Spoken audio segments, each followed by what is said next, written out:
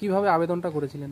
আমি ফোন করেছিলাম দিদিকে, বলো ওই হেড অফিস থেকে আসছিল যে আপনি মিস কল দিলেন, কি ব্যাপার। তারপর বললাম যে আমার ঘর নেই, আমাকে একটা ঘর দিলে ভালো হয়। আবাস যোজনার তালিকায় আসেনি নাম, অবশেষে দিদিকে বলে ফোন নম্বরে ফোন বিজেপি নেতার, আর এতেই চমক ঘটনা ঘটে গেল মাথাভাঙায়। আবাস যোজনার ঘরের তালিকায় নাম এলো বিজেপি নেতা তথা মাথাভাঙা 4 নং মণ্ডলের সহ সভাপতি সুরেন্দ্র বর্মনের। বিজেপির ওই নেতা সুরেন্দ্র বর্মনের বাড়ি মাথাভাঙা 1 নং ব্লকের পচাগড় গ্রাম পঞ্চায়েতের ফকিরের গুঠি এলাকায়। আবাসের আধিকারিকরা আজ তার বাড়িতে এসে সার্ভেও করে যান। জানা গিয়েছে বিজেপির ওই নেতা কাঠমিস্ত্রির কাজ করেন, খুবই দরিদ্র অবস্থা, এমনকি ভাঙাচোরা টিনের ঘরে বসবাস তার। যদিও আবাস যোজনার তালিকায় ঘর আসায় তিনি ধন্যবাদ জানিয়েছেন মুখ্যমন্ত্রীকে। বিজেপির ওই নেতা তথা বিজেপির মণ্ডল সহ সভাপতি সুরেন্দ্র বর্মন বলেন, তিনি মাথাভাঙা 4 নং মণ্ডলের বিজেপির সহ সভাপতি।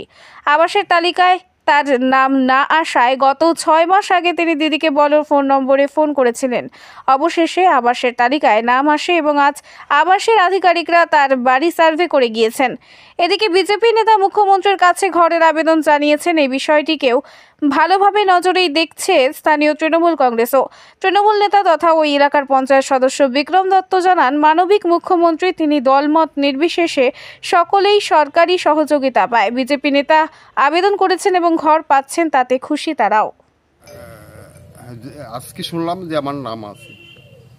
হ্যাঁ, আমি সে দিদিকে বলো এই কলে আমি ফোন করছিলাম, তাই আমার নামটা আজকে প্রধান আবাসন যোজনায় ঘর নাম শুনতে পারলাম যে আজকে হ্যাঁ, সার্ভে এর আগে অঞ্চল থেকে করছে, আবার আজকে করে গিয়ে আমার ঘর নেই। কিভাবে আবেদনটা করেছিলেন? হ্যাঁ, কিভাবে আবেদনটা করেছিলেন? আমি ফোন করেছিলাম, মিস কল হয়েছিল, তারপর মিস কল হওয়ার পরে তারপর ওই দিদিকে বলো ওই হেড অফিস থেকে বা কলকাতা থেকে একটা ফোন আসছিল যে আপনি মিস কল দিলেন, কি ব্যাপার। তারপর বললাম যে আমার ঘর নেই, আমাকে একটা ঘর দিলে ভালো হয়। ঘরটা ঠিক? আমি কাঠের কাজ করি, কাঠের মিস্ত্রি। এই পরিবার নিয়ে। কতজন সদস্য আপনার পরিবারে? আমার পরিবারে 3 জন। মেয়ের এখানে থাকতে অসুবিধা হয়, তাই ও কুচবিহারে টিউশনি পড়ে এবং একটু পড়াশোনা করতে। আচ্ছা, এই যে বললেন আপনি একটা রাজনৈতিক দলের প্রতিনিধিত্ব করেন। ওটা কিছু না, একদিন ছিলাম। কোন রাজনৈতিক দলের? হ্যাঁ, ভারতীয় জনতা পার্টির। কি দায়িত্বে আছেন? ছিলাম মন্ডল সভাপতি। মন্ডল সহসভাপতি, সেটা কোন সংগঠনের? ওটা মাধার সংগঠন। মাধার সংগঠনের মন্ডল সহসভাপতি। কত নম্বর মন্ডল? 4 নম্বর। 4 নম্বর মন্ডল। এখনো আছেন? হ্যাঁ, এখনো আছি। আপনার নাম? সুরেন্দ্র বর্মন। সুরেন্দ্র বর্মন। এই যে বিজেপির মাদার সংগঠনের মণ্ডলের সহসভাপতি, তারপর দিদিকে বলো নাম্বারে ফোন করে আবাস যোজনার ঘর, এতে কিরকম লাগছে? এটা তো রাজনীতি আসে না, মানে ঘর তো পেলেন, মানে ঘরের নাম এসেছে। আর্থিক অবস্থা খুবই খারাপ এখন। সরকারি জিনিস পেতে গেলে এখন এখানে তো রাজনীতির কোনো রং আসবে না। মানে ঘরের যে নাম যে এসছে, নাম আসাতে কতটা খুশি? হ্যাঁ, আমি খুব খুশি, খুব খুশি। মানে এই যে নাম এসছে, তো মুখ্যমন্ত্রীকে কি ধন্যবাদ দেবেন যে তার নম্বরে ফোন করে ঘর পেয়ে?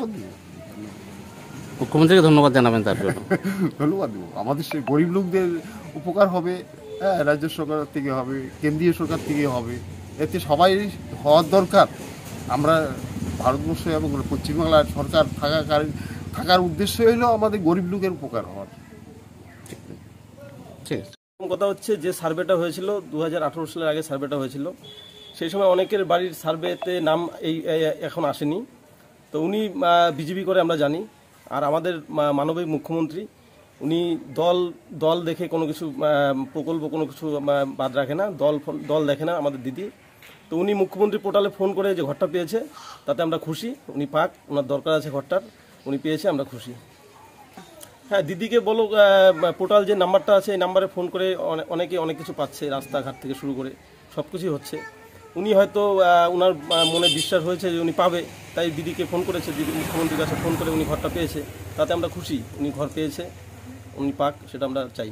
মানে একজন বিজেপির সক্রিয় নেতা যিনি মুখ্যমন্ত্রীর নাম্বারে ফোন করেছেন দিদিকে বলো নাম্বারে এবং ঘর নিলেন, একজন বিজেপি নেতা হয়ে মুখ্যমন্ত্রীর নাম্বারে ফোন করে ঘর নেওয়া, এই বিষয়টা কীভাবে দেখছেন?